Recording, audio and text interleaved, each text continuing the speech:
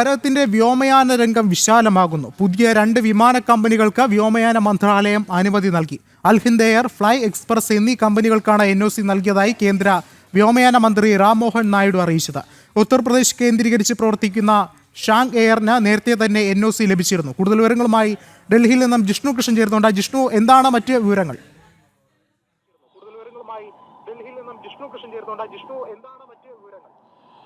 വിഷ്ണു, ഭാരതത്തിന്റെ വ്യോമയാന മേഖലയിലേക്ക് പുതിയ വിമാന കമ്പനികൾ കൂടി കടന്നു വരികയാണ്. അതായത് കേന്ദ്ര സർക്കാരിന്റെ പുതിയ തീരുമാനം നയമനുസരിച്ചുകൊണ്ട് വ്യോമയാന മേഖലയിലെ കുത്തക അവസാനിപ്പിച്ചുകൊണ്ട് പുതിയ ഓപ്പറേറ്റർമാർക്ക് അവസരം നൽകുകയും അതിലൂടെ യാത്രക്കാർക്ക് കൂടുതൽ സൗകര്യമൊരുക്കുക എന്ന നരേന്ദ്രമോദി സർക്കാരിന്റെ നയത്തിന്റെയും തീരുമാനത്തിന്റെയും ഭാഗമായി തന്നെയാണ് പുതിയ വിമാന കമ്പനികൾ കൂടി എത്തുന്നത്. നിലവിൽ 2 കമ്പനികൾക്കാണ് പുതുതായി ഇപ്പോൾ NOC അനുമതി നൽകിയിട്ടുള്ളത്. ആ കമ്പനികളിൽ ഒന്ന് കേരളത്തിൽ നിന്നുള്ള വിമാന കമ്പനിയാണ്. കേരളത്തിൽ നിന്നുള്ള അൽഹിന്ദ് എയർ, കൂടാതെ ഫ്ലൈ എക്സ്പ്രസ്, ഷാങ് എയർ എന്ന കമ്പനിക്ക് നേരത്തെ തന്നെ NOC ലഭിച്ചിരുന്നു. നിലവിൽ 2 കമ്പനിക്കാണ് പുതുതായി അനുമതി നൽകിയിട്ടുള്ളത്. ഈ 3 വിമാന കമ്പനികളുടെയും പ്രതിനിധികളുമായി വ്യോമയാന മന്ത്രി രാംമോഹൻ നായിഡു കൂടിക്കാഴ്ച നടത്തിയിട്ടുണ്ട്. 3 വിമാന കമ്പനികളും 2026, അതായത് അടുത്ത വർഷം തന്നെ രാജ്യത്ത് സർവീസ് നടത്താൻ സാധിക്കും എന്ന കണക്കുകൂട്ടലാണ് നിലവിലുള്ളത്. അതിൻ്റെ നടപടികളെല്ലാം തന്നെ പുരോഗമിക്കുകയാണ്.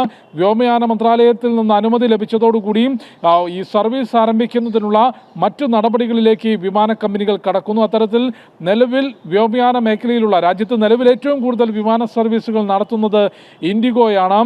ദിവസേന 2300-ൽ കൂടുതൽ സർവീസുകൾ ഇൻഡിഗോ നടത്തുന്നുണ്ട്. ആ ഇൻഡിഗോ കമ്പനിക്ക് ഒരു പ്രതിസന്ധി വന്നതോടുകൂടി രാജ്യത്തെ വ്യോമയാന മേഖലയിൽ ഉണ്ടായിട്ടുള്ള ബുദ്ധിമുട്ടുകൾ കഴിഞ്ഞ ദിവസങ്ങളിൽ നമ്മൾ റിപ്പോർട്ട് ചെയ്തിട്ടുള്ളതാണ്. യാത്രക്കാർ വലിയ ബുദ്ധിമുട്ട് അനുഭവിച്ചു. ദിവസേന നിരവധി സർവീസുകൾ റദ്ദാക്കേണ്ട സാഹചര്യമുണ്ടായി. അത്തരം ബുദ്ധിമുട്ടുകൾ ഒഴിവാക്കുന്നതിന് കൂടുതൽ വിമാന കമ്പനികൾക്ക് അവസരം നൽകിക്കൊണ്ട് യാത്രക്കാർക്ക് കൂടുതൽ സൗകര്യം ഉറപ്പാക്കുക, അതോടൊപ്പം വ്യോമയാന മേഖലയിലെ കുത്തക ഒഴിവാക്കുക തുടങ്ങിയിട്ടുള്ള തീരുമാനങ്ങളുടെ ഭാഗമായി തന്നെയാണ് നിലവിൽ 2 കമ്പനികൾക്ക് കൂടി കേന്ദ്ര വ്യോമയാന മന്ത്രാലയം അനുമതി നൽകിയിട്ടുള്ളത്. അടുത്ത വർഷം 2026-ൽ തന്നെ ഈ 3 വിമാന കമ്പനികൾക്കും സർവീസ് നടത്താൻ സാധിക്കും എന്നാണ് കണക്കുകൂട്ടുന്നത്. ശരി, ജിഷ്ണു ആണ് വിവരങ്ങൾ നൽകിയത്.